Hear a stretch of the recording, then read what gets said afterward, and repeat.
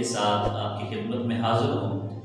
آج انشاءاللہ عزیز ہم قرآن عزیز فرقان حمید کی صورتوں میں سے سورہ مریم کا تعارف پڑھیں گے۔ اللہ رب العزت کی بارگاہ میں دعا ہے اللہ تعالیٰ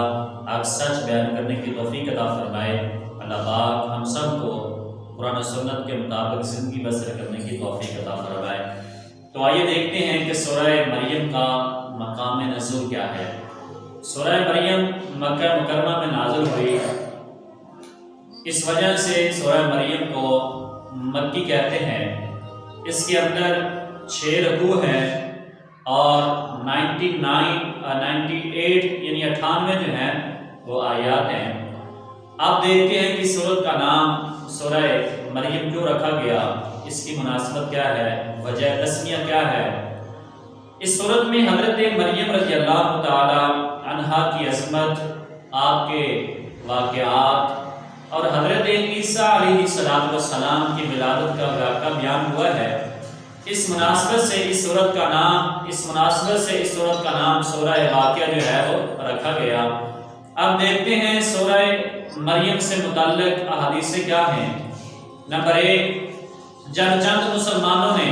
نبی پاک صلی اللہ علیہ وآلہ وسلم کے حکم پر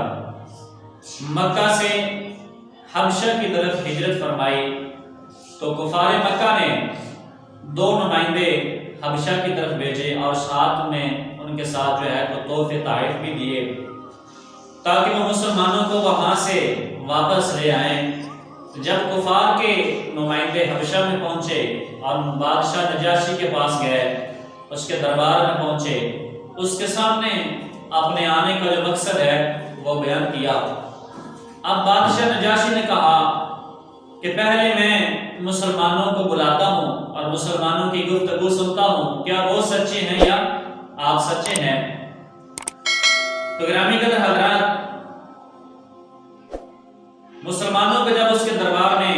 بلایا گیا، نجاشی کے دربار میں، تو حضرت جعفر بن ابو طالب رضی اللہ تعالیٰ عنہ سے بادشاہ نجاشی نے جو ہے گفتگو کی۔ اس نے کہا کیا آپ کے پاس کلام کا کوئی حصہ ہے جو اللہ تعالیٰ کی کتابوں میں سے کتاب حضور پر نازل ہوئی ہے، اس کا کچھ حصہ ہے؟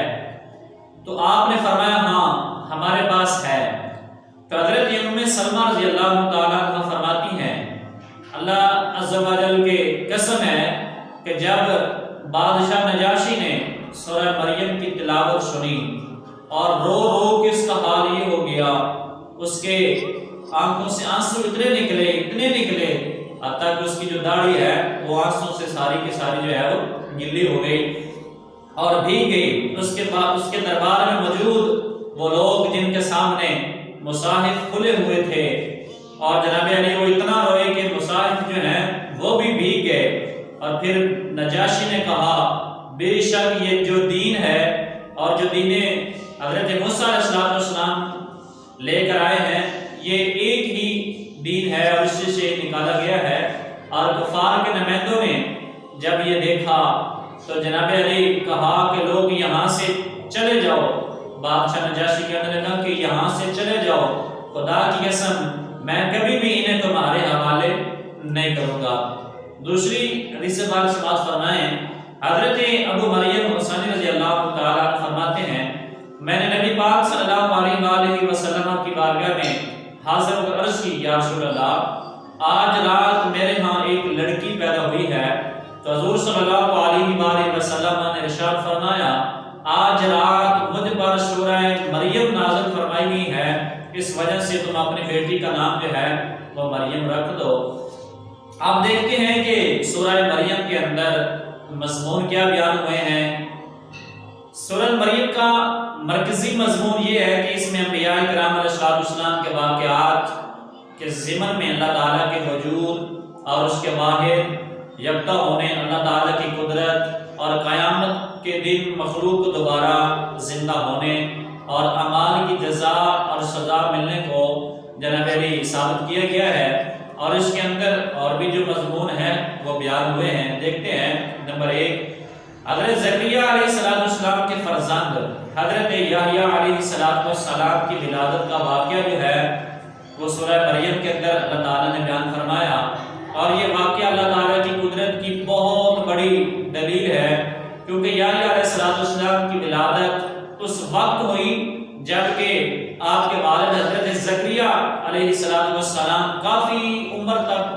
ان کی ہو چکی تھی، اور ان کی والدہ ماجدہ کی عمر جو ہے وہ کافی زیادہ ہو چکی تھی، 5 ہو چکی تھی۔ اس وقت ایسی صورتحال میں عادت کے برخلاف حضرت یحییٰ علیہ السلام کی ولادت ہونا، اور اس کی دلیل ہے کہ اللہ تعالیٰ ہر چیز پر جو ہے وہ قادر ہے۔ اور نیز حضرت زکریا علیہ السلام کی نیک بیٹے کی مانگی ہوئی دعا کو قبول کرنا اور مقبول ہونا، حضرت یحییٰ علیہ السلام کو بچپن میں ہی نبوت سے سرفراز فرمانے کا واقعہ جو ہے وہ سورہ مریم کے اندر اللہ تعالیٰ نے جو ہے وہ بیان فرمایا۔ نمبر 2، اس کے بعد حضرت عیسیٰ علیہ السلام کی ولادت کا واقعہ جو ہے وہ بھی اللہ تعالیٰ نے سورہ مریم کے اندر بیان فرمایا۔ اللہ تعالیٰ نے فطری طریقے سے، جداگانہ طریقے سے حضرت عیسیٰ علیہ السلام کو جو ہے حضرت مریم رضی اللہ تعالیٰ عنہ سے پیدا فرمایا، اور جناب بغیر باپ کے حضرت عیسیٰ کو اللہ تعالیٰ نے پیدا فرمایا۔ یہ واقعہ اللہ تعالیٰ کی عظیم قدرت اور قدرت کی بہت بڑی جو ہے وہ دلیل ہے۔ اور انسان کو پیدا کرنا مرد اور عورت کے ملاپ ہی پر موقوف ہوتا ہے، یعنی جب بچہ پیدا ہوتا ہے تو مرد اور عورت کے ملاپ کے بغیر نہیں ہوتا، لیکن بلکہ اللہ تعالیٰ چاہے تو مرد اور عورت کے ملاپ کے بغیر بھی چاہے تو انسان کو پیدا فرماتا ہے، اور خالق حقیقی اللہ تعالیٰ ہی ہے، اس کے علاوہ کوئی اور نہیں ہے۔ نمبر 3، حضرت عیسیٰ علیہ السلام کی ولادت کے وقت حضرت مریم رضی اللہ تعالیٰ عنہ کو دی جانے والی تسلی اور ان پر کیے جانے والے انعامات کا جو ذکر ہے وہ بھی اللہ تعالیٰ نے سورہ مریم کے اندر بیان فرمایا۔ نمبر 4، یہ بیان کیا گیا کہ حضرت عیسیٰ علیہ السلام کی ولادت کی وجہ سے حضرت مریم رضی اللہ تعالیٰ عنہ نے کس طرح لوگوں کو طعن و تشنیع اور ملامت کا جو ہے وہ سامنا کیا۔ جب حضرت عیسیٰ پیدا ہوئے تو لوگوں نے کیسے کیسے برا کہنا شروع کر دیا کہ اے مریم، ابھی تک تمہاری شادی بھی نہیں ہوئی اور تو یہ بچہ کہاں سے لائی ہے۔ تو حضرت مریم نے پھر ان لوگوں کا کیسے جو ہے وہ سامنا کیا، اور کس طرح حضرت عیسیٰ علیہ السلام نے جھولے میں بیٹھ کر اپنی والدہ ماجدہ کی پاک دامنی کو بیان کیا اور اپنی نبوت کا جو ہے وہ اعلان فرمایا، کہا قال انی عبد اللہ، میں اللہ کا بندہ ہوں۔ نمبر 5، حضرت عیسیٰ علیہ السلام کی ولادت سے یہودیوں اور عیسائیوں میں اختلاف پڑنے کا ذکر جو ہے وہ اس صورت کے اندر اللہ نے بیان فرمایا۔ نمبر 6، حضرت ابراہیم علیہ السلام کے اپنے عرفی باپ آزر سے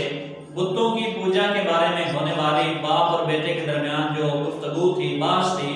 وہ اللہ تعالیٰ نے سورہ مریم کے اندر جو ہے وہ بیان فرمائی۔ اور آپ کی زوجہ محترمہ حضرت سارہ رضی اللہ تعالیٰ عنہ کے بانجھ ہونے کے باوجود ان کے ہاں 2 بیٹے حضرت اسحاق اور حضرت یعقوب علیہ السلام کی ولادت اور انہیں نبوت ملنے کا ذکر جو ہے وہ سورت کے اندر بیان کیا گیا۔ نمبر 7، طور پر حضرت موسیٰ علیہ السلام کے اللہ تعالیٰ سے مناجات کرنے اور ان کے بھائی حضرت ہارون علیہ السلام کو نبوت ملنے کا جو واقعہ ہے وہ بھی سورت کے اندر اللہ تعالیٰ نے بیان فرمایا۔ نمبر 8، حضرت اسماعیل علیہ السلام کا ذکر کیا گیا کہ وہ وعدے کے سچے تھے اور اپنے گھر والوں کو اور اپنی قوم جن کو نماز، زکوٰۃ کی ادائیگی کا حکم جو ہے وہ دیتے تھے۔ حضرت ادریس علیہ السلام کے واقعے کی طرف جو ہے وہ بھی اشارہ اس صورت کے اندر جو ہے وہ بیان کیا گیا، اور اللہ تعالیٰ نے حضرت آدم علیہ السلام کی اولاد میں سے ان انبیاء کرام علیہ السلام پر انعام فرمایا اور انہی لوگوں کی طرف جو ہے رسول بنا کر جو ہے وہ بھیجے۔ نمبر 9، نیک لوگوں کے بعد آنے والوں کا اپنی نمازیں ضائع کرنے اور اپنی باطل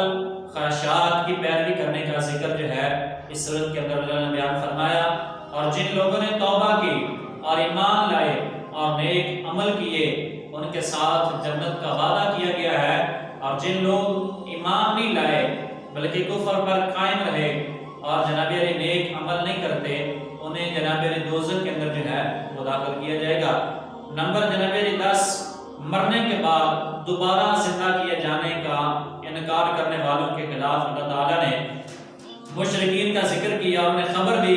کہ ان کے حشر شیاطین کے ساتھ ہوگا اور انہوں نے جہنم کے آس پاس گھٹنوں کے بل جو ہے وہ گرا کر جو ہے وہ حاضر کیا جائے گا۔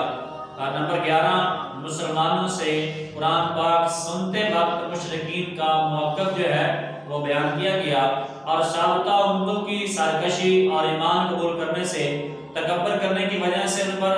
عذاب نازل ہونے کا ذکر بھی جو ہے اس صورت کے اندر جو ہے وہ بیان کیا گیا، اور مشرکین کو جو ہے اللہ تعالیٰ کے عذاب سے جو ہے وہ ڈرایا گیا۔ اور اللہ تعالیٰ ظالموں کو مہلت دیتا ہے اور اہل ایمان کو جو ہے وہ ہدایت کو زیادہ کر دیتا ہے۔ اللہ تعالیٰ اولاد سے پاک ہے، اور جنہوں نے اللہ تعالیٰ کی طرف اولاد کی نسبت کی ہے انہیں اللہ تعالیٰ اپنے عذاب سے جو ہے وہ ڈراتا ہے۔ نمبر 12،